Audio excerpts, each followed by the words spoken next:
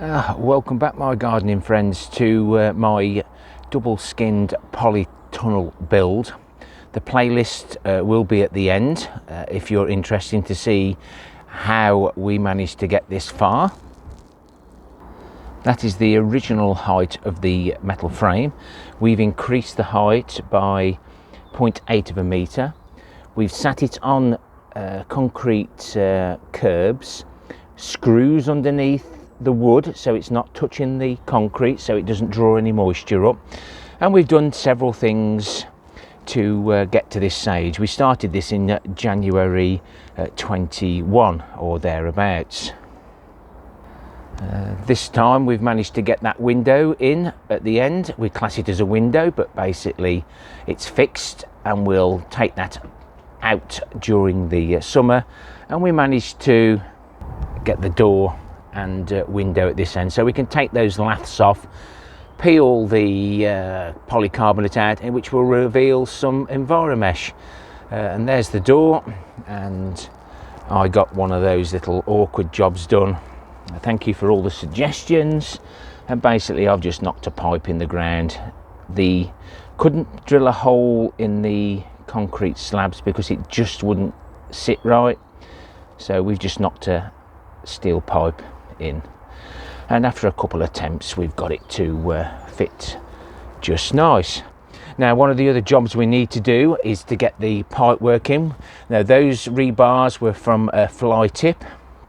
If I can pop that on the end screen, I will. So we're going to knock those in to somewhere there. This is all experimental, so we're going to have a bit of blue pipe coming this side of those wooden battens that we've put in. We've used bolts there, look, with spacers, or as such, two nuts and some washers, so that we've got a gap. Like when you put bubble wrap into your greenhouse, it stops the condensation, and hopefully it'll keep it a little bit warmer. So that's that. So we're going to do that, but first of all we need to unravel the water pipe. Now, I've got this from Screwfix, a reasonable price. I don't buy many things, but when we do, we just got to get the right price. Now, I've seen people try and undo these and pull them apart, and they get into a horrible mess. I've done it with wire and all sorts of things, and it's just like a coiled spring ready to bite you. So I'm going to try and show you how I'm going to unravel this, hopefully, so that we can easily put it around here. I've sort of estimated about 7.4 meters. I'll measure that first of all. If it's too long, too short, then I can measure the next one correctly. These are 50-meter rolls, and I think they're reasonably good value at probably £1 a lin metre or thereabouts. So let's have a go, and don't laugh too loudly if it all goes wrong. Now, I think I've figured it out that the yellow bit there was the last bit that was put on the roll.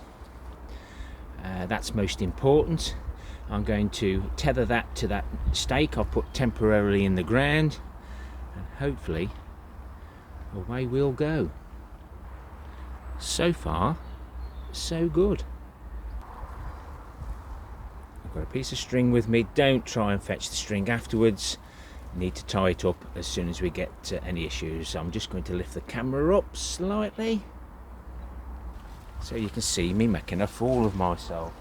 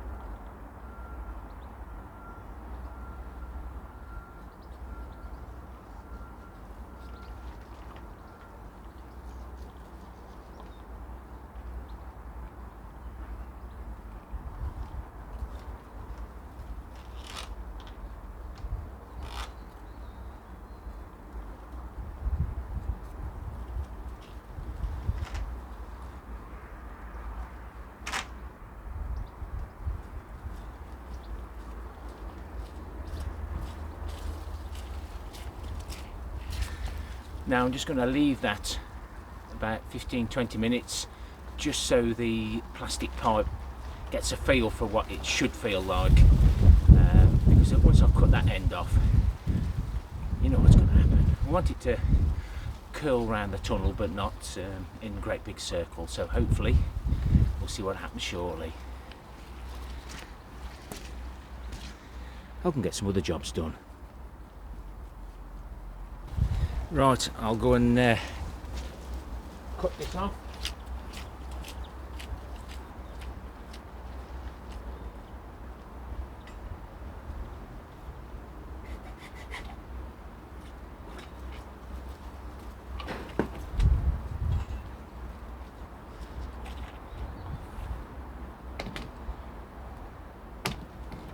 Well, that ain't too bad. I'll get this unconnected and I'll get it into the polytunnel. That was better than I thought it would be.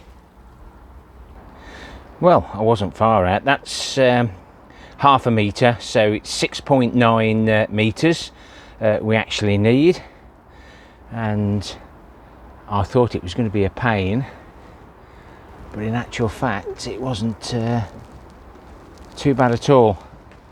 So now you might be able to see the gap that we'll have.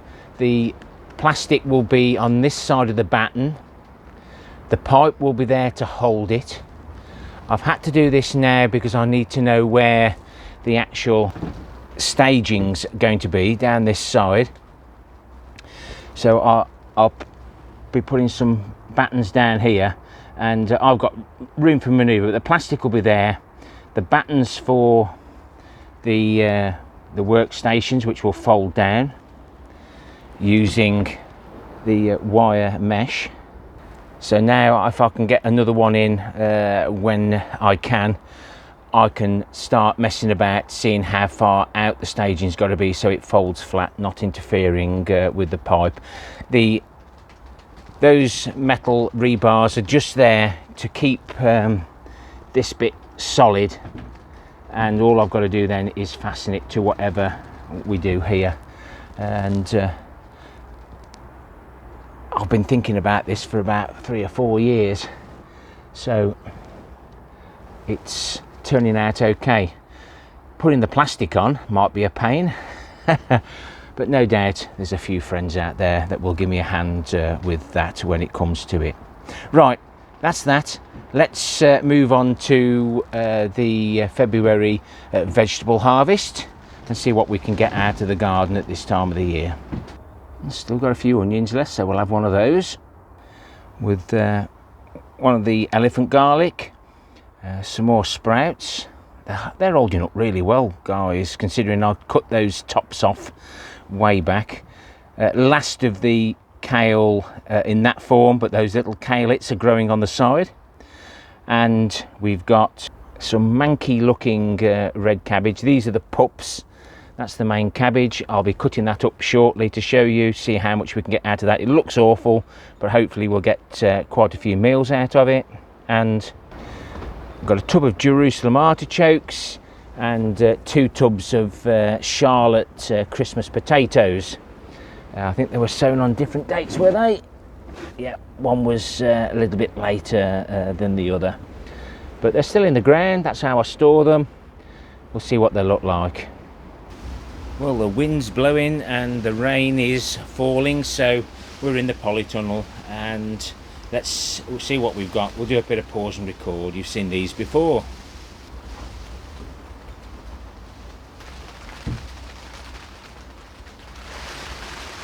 It's a nice little harvest of Jerusalem artichokes that kept well, not chitted yet, so the others can stay in the ground. They've been outside, wet through. They do keep really well. So these are the Charlotte potatoes, planted 24th of July. Very wet considering they've been inside a very long time. Not too bad. I think there was too much manure in there.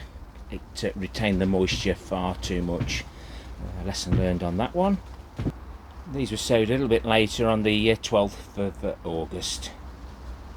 So again, just a few, and Some of them aren't exactly brilliant, but I do need seed potatoes, so I'm going to open up another 1 or 2 just so that I don't eat what I need to plant.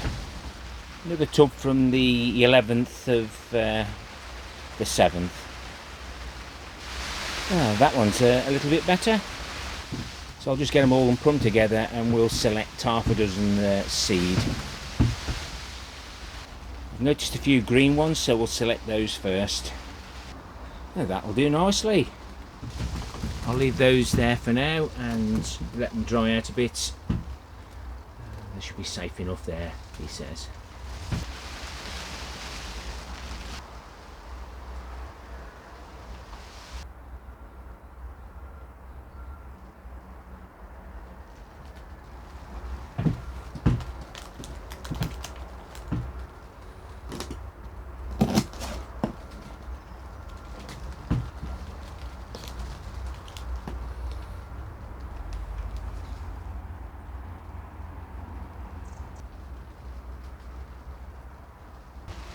Yum yum.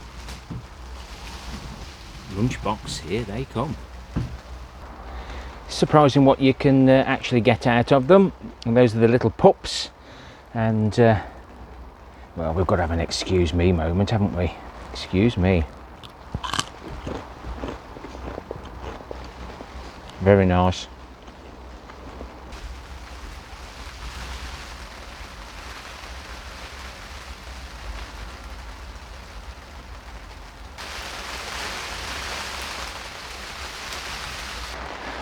Not a bad harvest for the 6th of February 2022. Thanks for watching, commenting. Don't forget thumbs up or thumbs down for the interaction. Leave me a comment as usual and I'll reply to all the comments. Happy gardening to you all.